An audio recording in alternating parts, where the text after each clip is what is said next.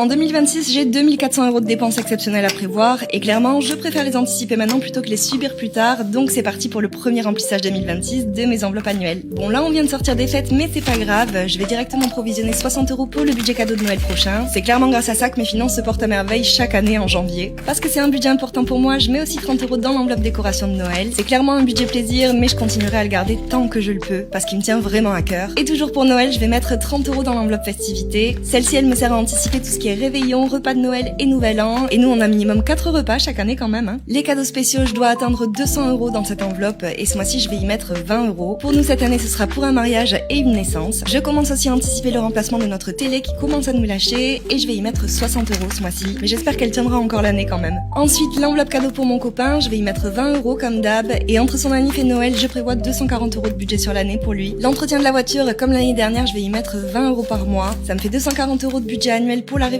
et le contrôle technique que j'ai cette année. Et si j'ai une plus grosse panne, j'ai un fonds d'urgence voiture exprès. Et enfin pour Halloween, je vais mettre 10 € ce mois-ci, histoire d'avoir un petit peu de budget en octobre pour acheter quelques décos et déguisements. Et voilà pour mes enveloppes annuelles, c'est fou à quel point ça me rend sereine de les voir se remplir au fil des mois chaque année. J'espère que ça a cet effet sur vous aussi, vous me direz ça en commentaire, et je vous fais des bisous.